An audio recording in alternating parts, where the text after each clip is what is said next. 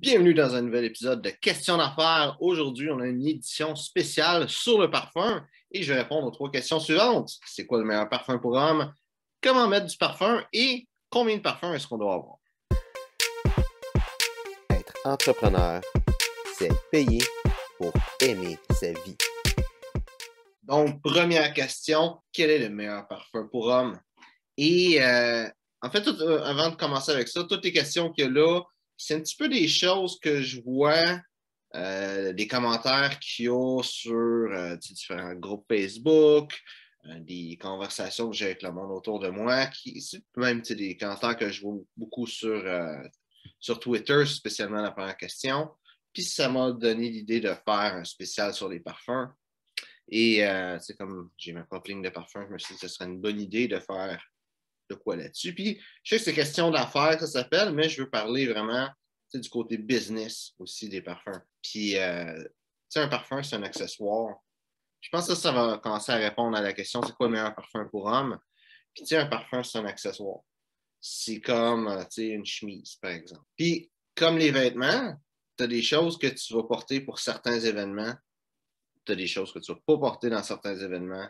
Par exemple, si tu vas rencontrer c'est un grand entrepreneur qui est milliardaire qui va investir dans ton projet. Il y a bonne chance que tu vas vouloir t'habiller propre, te mettre une belle chemise, à la limite de t'habiller du mieux que tu peux. Tu ne vas pas arriver et prendre ta vieille casquette qui commence à être leur bord usé, là, que tu portes pour travailler avec le chandail tout troué là, que tu portes pour faire de la peinture. Tu vas bien t'habiller. Mais les parfums, c'est un petit peu la même chose. Fait que demander c'est quoi le meilleur parfum pour homme, il n'y a pas vraiment de réponse. Parce que ça dépend, c'est quoi que tu veux faire avec un parfum. Là, qu'est-ce que je te dirais? C'est de regarder justement, c'est quoi tu veux avoir dans un parfum. Est-ce que tu veux quelque chose qui va dégager un petit peu plus de puissance, de prestance, tu veux quelque chose qui va être plus calme, quelque chose de plus élégant? Un petit peu avec ton linge, qu'est-ce que tu veux représenter? Mais le parfum, c'est juste une extension de tes vêtements, tout simplement.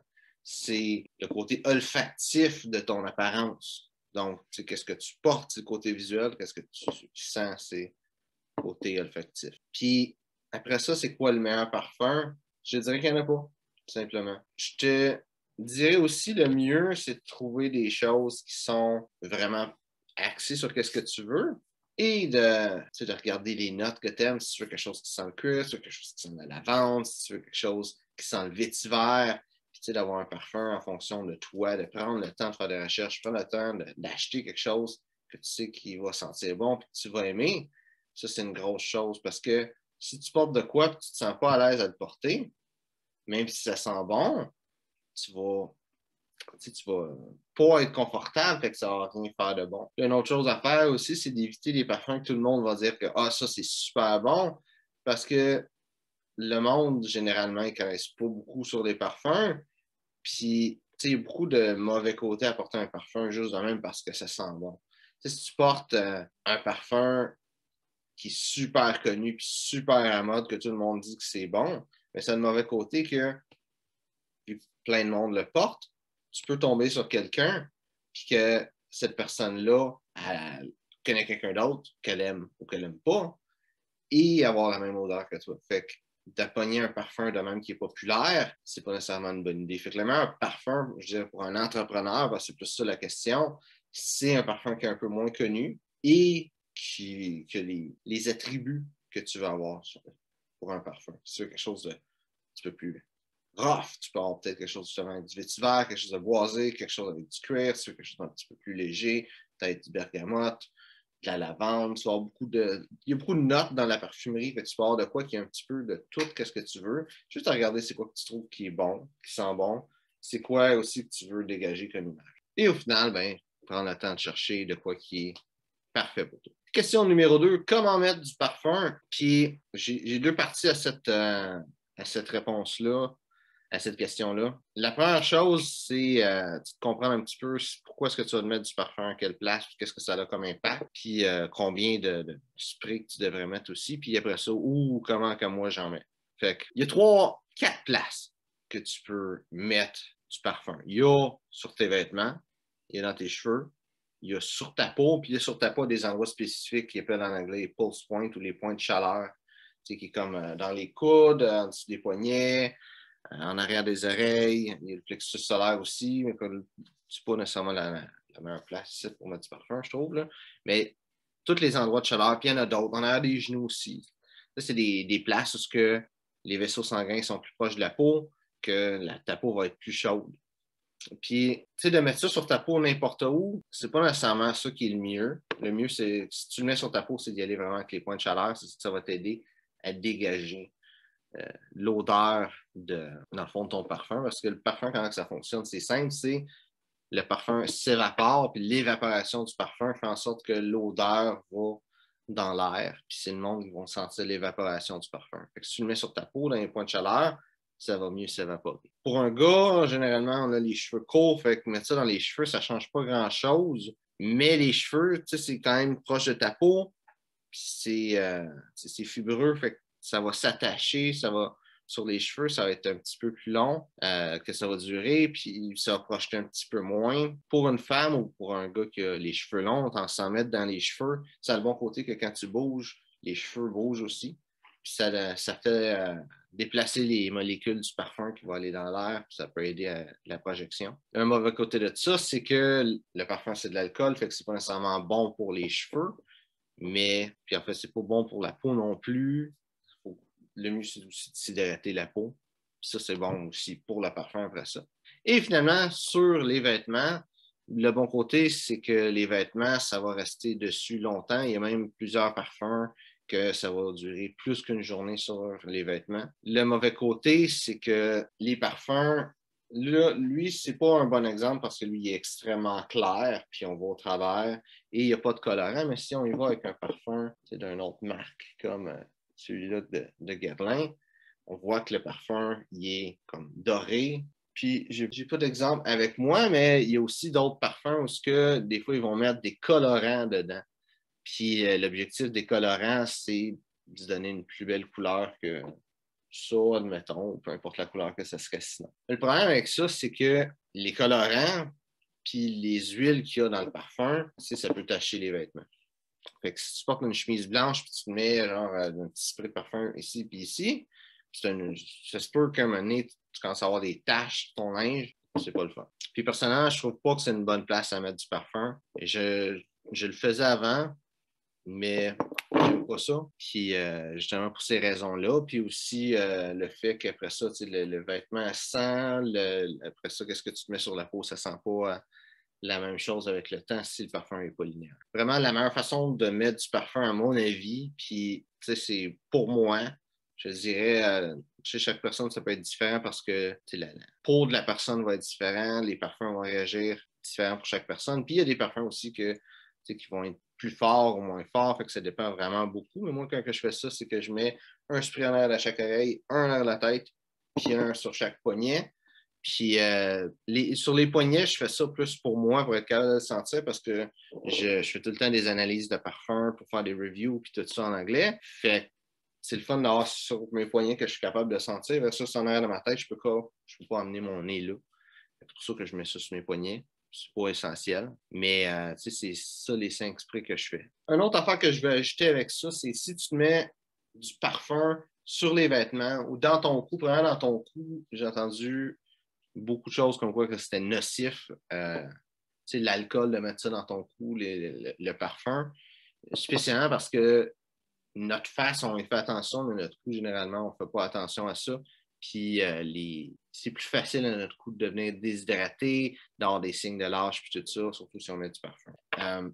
Mais même à ça, de mettre dans ton cou en avant, sur ta poitrine, sur le col de ta chemise ou juste sur ton vêtement en avant, j'ai réalisé avec le temps que c'est pas une si bonne idée que ça.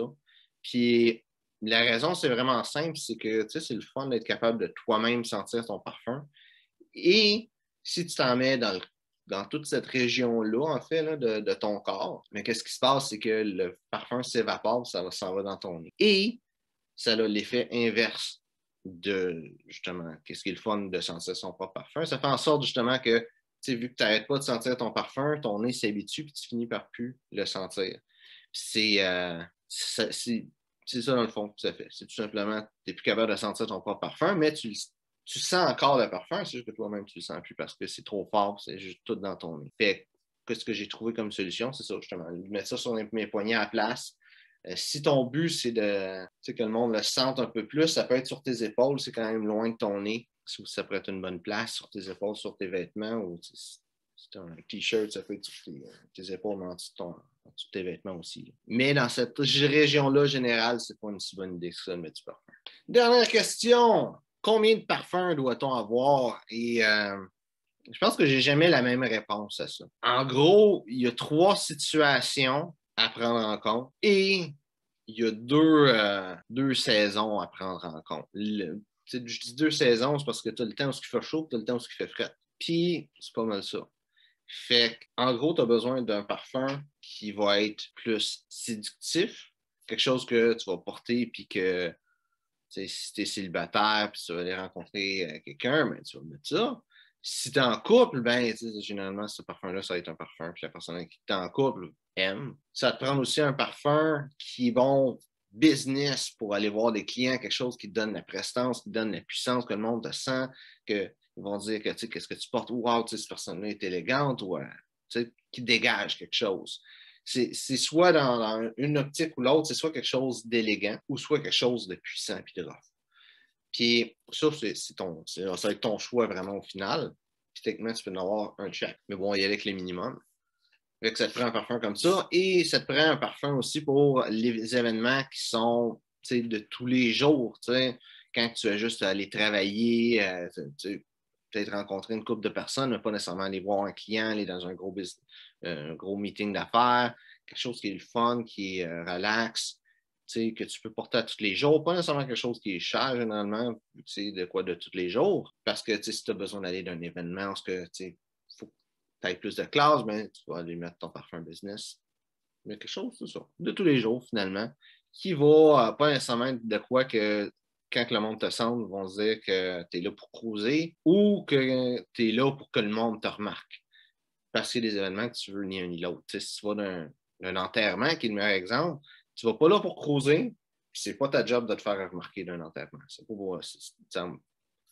à moins que ce soit l'enterrement de quelqu'un vraiment d'un de tes proches, mais tu sais, voir l'enterrement d'un proche d'un de tes amis, quelqu'un d'un d'autre, collègue, peu importe, ton but, c'est pour que le monde te remarque. Fait que ça prend un parfum pour tous ces autres petits événements-là à porter tous les jours. Et tu as été-hiver. Fait que tu as des parfums que le meilleur exemple que j'ai là-dedans, c'est Bentley For Men Intense. Tu as des parfums que si tu le portes l'été, ça va te tuer. Moi, j'avais Bentley For Men Intense. J'ai fait un test un moment donné l'été. Je voulais juste faire des tests pour les reviews et tout ça. Puis j'en ai mis un spray sur le dos de ma main. Puis j'ai été au dépanneur acheter quelque chose. Je ne me souviens plus quoi. Puis de chez nous au dépanneur, je suffoquais tellement que le parfum était fort. Fait que ce parfum-là, c'est un bon parfum business. Mais c'est un petit peu trop fort pour l'été. Puis à l'inverse, tu peux avoir des parfums qui sont vraiment le fun. Un exemple que j'aurais là-dessus, c'est Bogart de Jacques Bogart. Ce parfum-là, c'est super bon, c'est élégant, c'est frais, c'est boisé.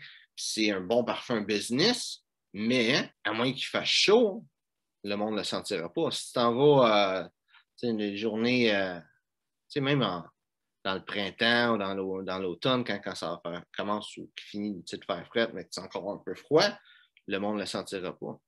Fait de mettre un parfum que le monde ne sente pas, ça sert à rien.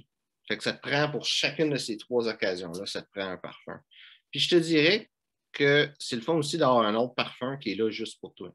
Tu sais, de quoi que le but, c'est pas de plaire aux autres, le but, c'est pas nécessairement de séduire quelqu'un, le but, c'est pas nécessairement côté business, de quoi que tu peux juste porter pour toi, pour le fun, quand que ça te tente. Puis là-dessus, ça peut être littéralement n'importe quoi. Mais tu d'avoir un autre parfum qui est juste le fun. Fait que je te dirais le minimum, ça serait 7, mais en même temps, le minimum, c'est en fonction de ce que tu fais dans la vie.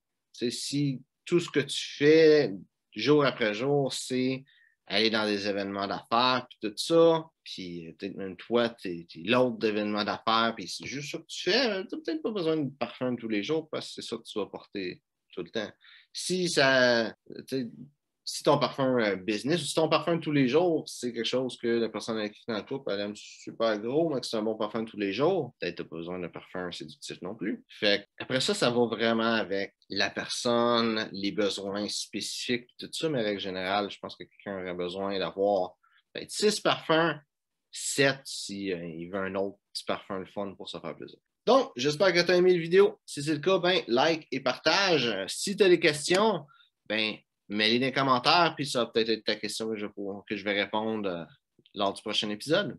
Donc, merci d'avoir regardé la vidéo et on se voit une prochaine fois.